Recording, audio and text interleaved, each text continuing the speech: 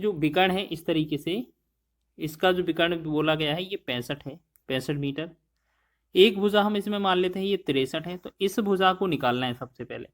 या तो आपको ये 63 ये तो हमें पाइथागोरस त्रिक आनी चाहिए, नहीं तो आपको निकालना पड़ेगा। ठीक है, जब भी आपको कर्ण निकालना होता है तो कर्ण का फॉर्मूला होता है कर्ण स्क्वायर बराबर लंब स्क्वायर प्लस आधार स्क्वायर। ठीक है, लेकिन लंब निकालना हो तो आप कैसे निकालेंगे, यहाँ पर 63 का वर्ग करेंगे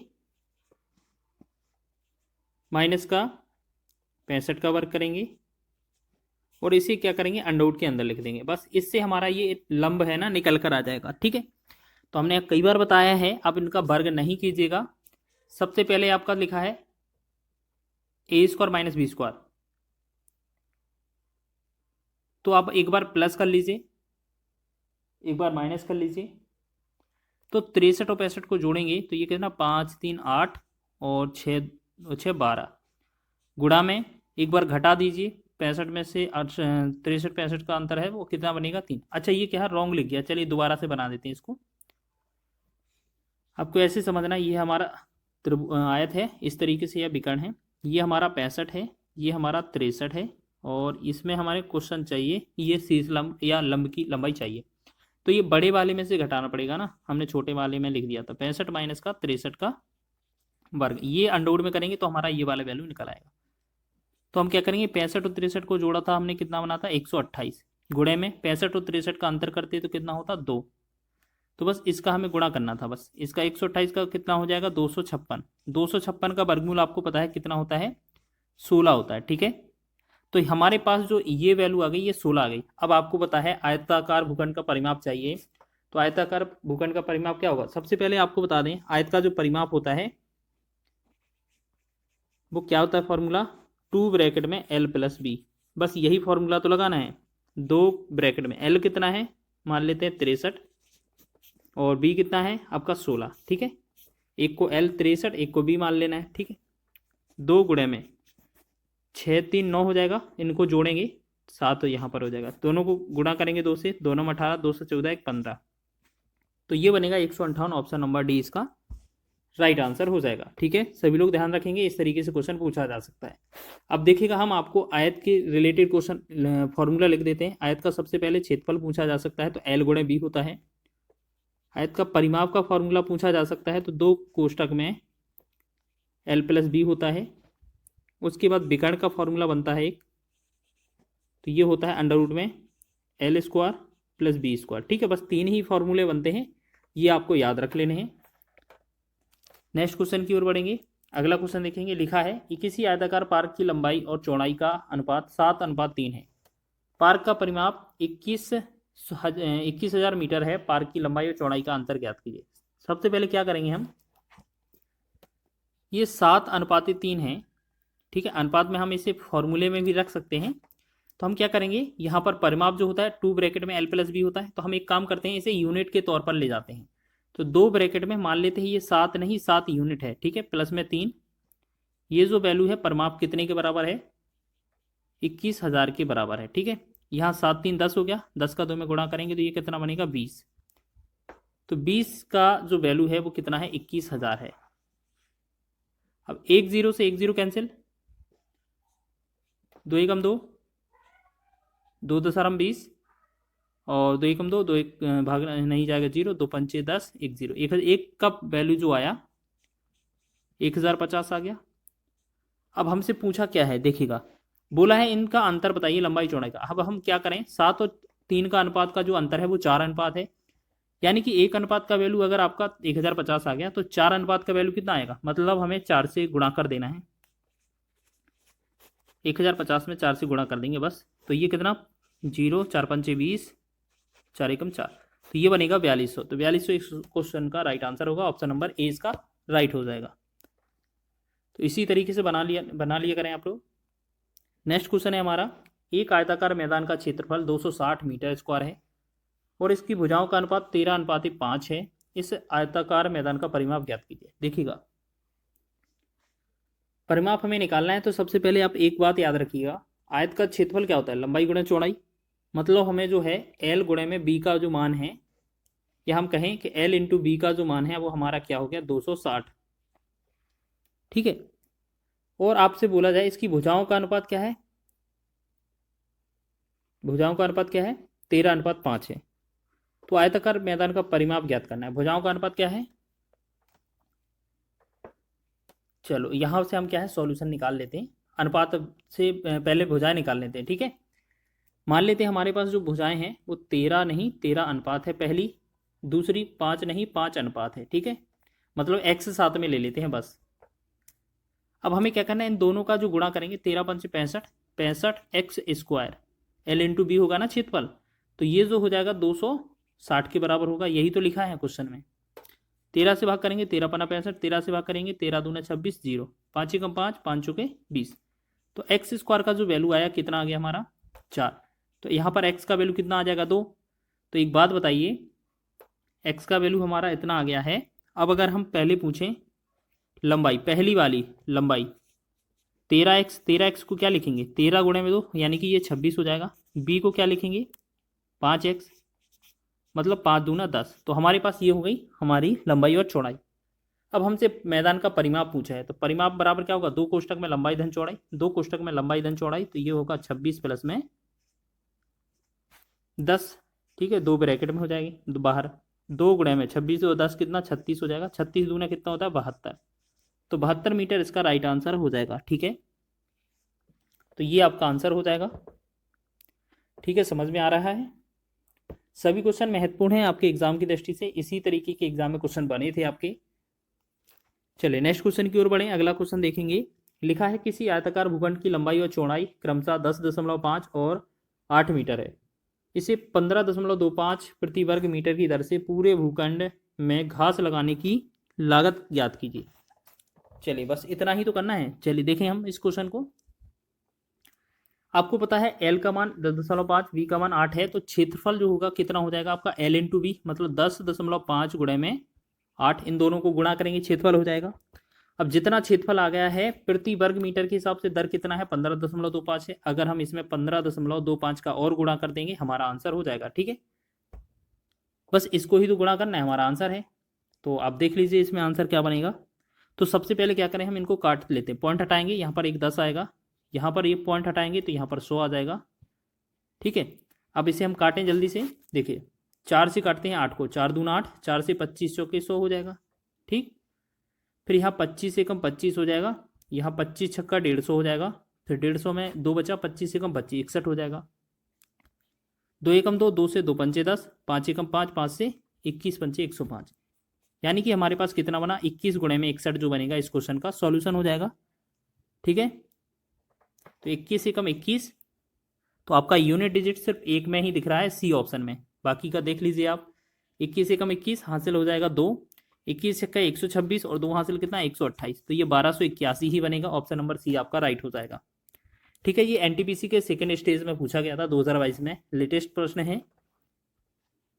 नेक्स्ट क्वेश्चन है हमारा, नेक्स्ट क्वेश्चन देखेंगे।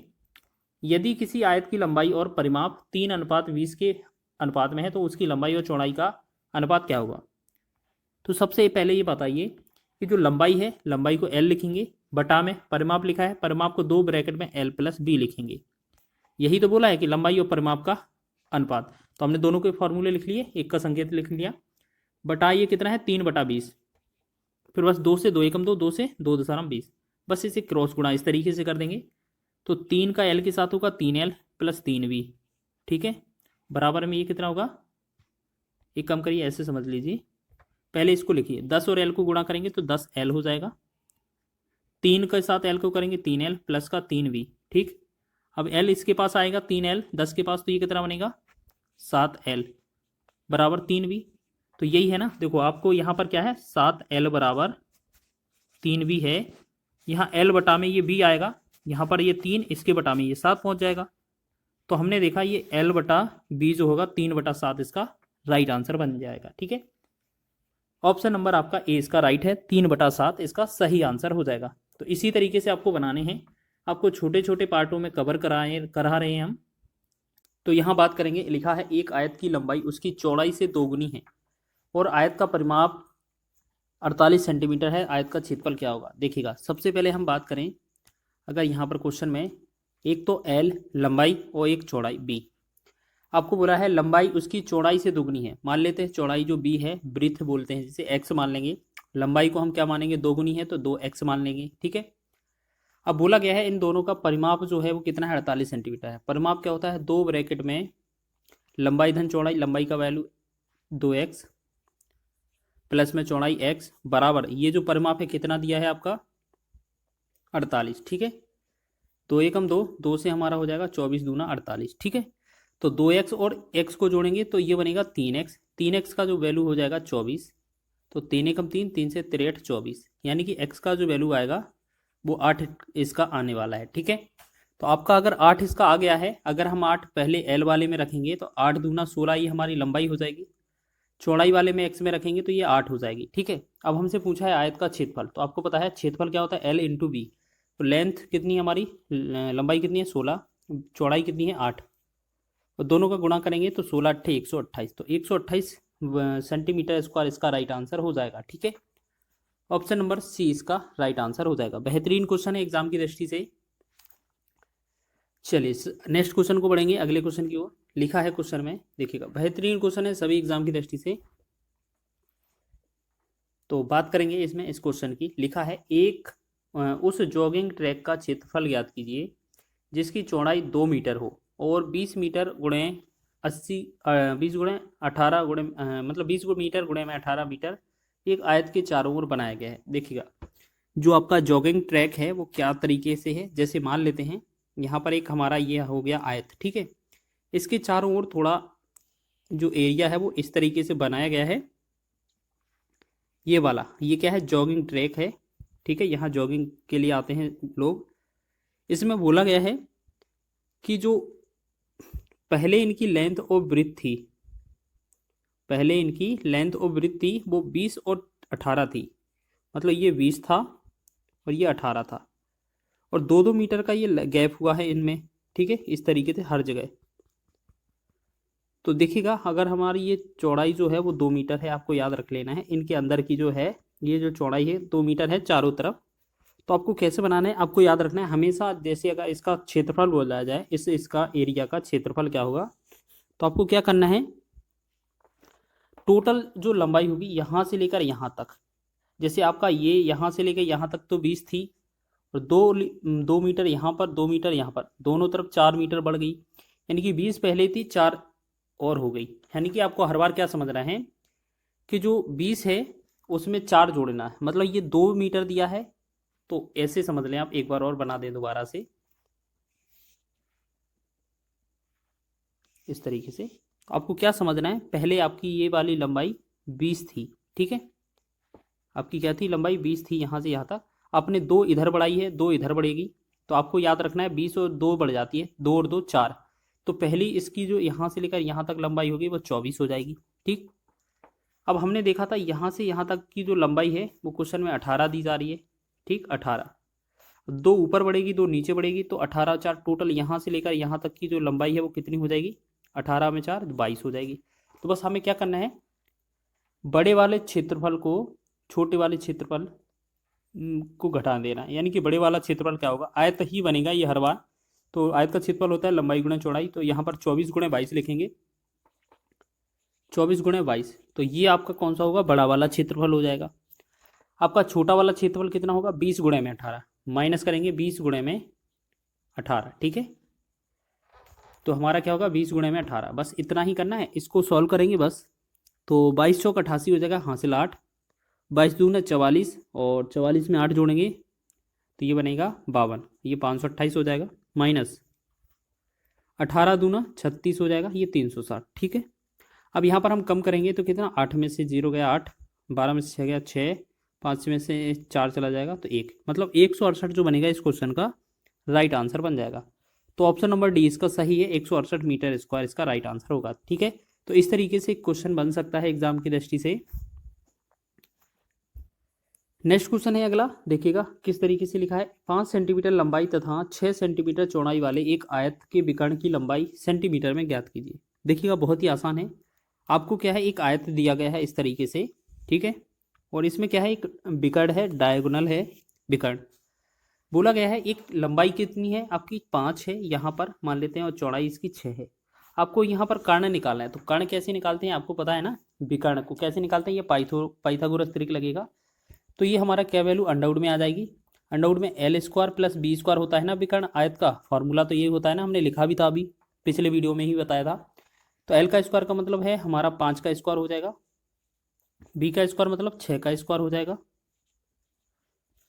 और जब इसे करेंगे 5 में 25 हो जाएगा, 6 का 36 हो जाएगा, और इसे अंडरवुड के अंदर कर देंगे तो 25 और 36 कितना होगा 1, और ये 61, मतलब अंडरवुड 61 हो जाएगा। अब ये अंडरवुड 61 है, हमारा कौन सा आंसर होगा, तो हमारा आंसर होगा ये अंडरवुड 61 ऑप्शन नंबर ए।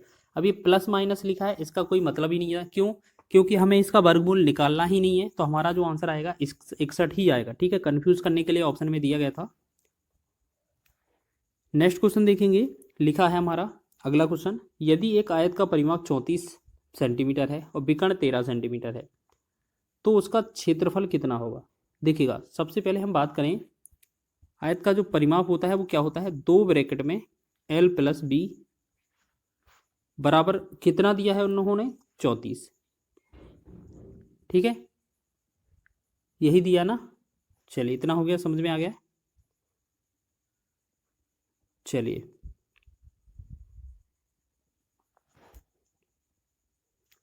तो हम क्या करेंगे इसे, अब इसे हम क्या करेंगे 2 से डिवाइड करेंगे, 2 से यहाँ पर काट देंगे, ये 17 बन जाएगा, यानी कि ए प्लस बी का जो वैल्यू आएगा कितना आ गया 17, ये आपको याद रखना है। ठीक है, और एक चीज़ आपको दिया गया था विकर्ण, विकर्ण क्या होता है आपका, मान लेते हैं जो आपका देखिए यहाँ पर ये गलती लिख दिया, ये हमारा ए प्लस बी नहीं एल प्लस बी होगा, ठीक है, एल प्लस बी, तो ये कितना हो जाएगा 17।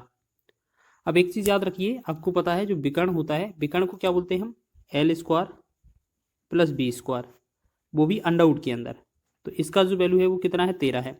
अगर हम दोनों पक्षों का वर्ग कर दें इस तरीके से, तो ये वाला अंडरवुड हट जाएगा, मतलब l square plus B square का जो वैल्यू है हमें क्या मिल जाएगा, 13 का वर्ग 169 है, यही मिल जाएगा कि नहीं, बिल्कुल मिलेगा। अब हम क्या करते हैं, जो हमने ये निकाला था पहले, हम इसे क्या करते हैं, इसे दोनों पक्षों में वर्ग कर दें, एल यहाँ पर हम क्या करें, दोनों पक्षों में वर्ग कर देंगे अगर इस एल प्लस बी को और 17 को, तो एल प्लस बी को हम क्या लिखेंगे, A square plus B square plus 2ab के रूप में, तो L square plus B square plus 2lb बराबर 17 का वर्ग कितना होगा 289। ठीक है, अब हमने अभी यहाँ पर निकाला l square plus B square का मान 169, तो हम इस जगह 169 रख सकते हैं। ठीक है, तो हमें क्या करना है, इस जगह 169 रख देंगे, प्लस में 2lb बराबर में 289। ठीक, अब हम क्या करेंगे 169 को हम इस तरफ ले जाएंगे, तो हम 2lb की वैल्यू निकालेंगे, ये उस तरफ माइनस हो जाएगा, तो 289 में से 169 घटाएंगे, तो 9 में से 9 गया 0, 8 में से 6 गया 2, 2 में से 1 गया 1, यानी कि 2lb बराबर 120। तो lb बराबर कितना आएगा, 2 एकम 2, 2 6 12 0, यानी कि b का जो वैल्यू आया वो कितना आ गया 60। तो 60 इस क्वेश्चन का राइट आंसर है। ठीक है, तो ये जो है हमारा क्या है, सॉरी ये हमारा l इंटू बी है ना क्षेत्रफल, जी ये होगा l इंटू बी बराबर 60, तो ये 60 जो बनेगा l इंटू बी का होता है हमारा क्षेत्रफल, तो क्षेत्रफल ही तो पूछा था, तो डी इसका राइट आंसर हो जाएगा। ठीक है, तो आप इस तरीके से आप इस क्वेश्चन को भी लगा सकते हैं। अब एक अंतिम प्रश्न है, इसको भी देखेंगे जल्दी से। तो लिखा क्या है, एक आयत की भुजा 12 सेंटीमीटर तथा इसका विकर्ण 13 सेंटीमीटर है, तो इसका क्षेत्रफल क्या होगा। देखिएगा, आपको पता है, सबसे पहले हम क्या करें, थोड़ा सा एक ट्रिपलेट का यूज़ करें इस वाले क्वेश्चन में।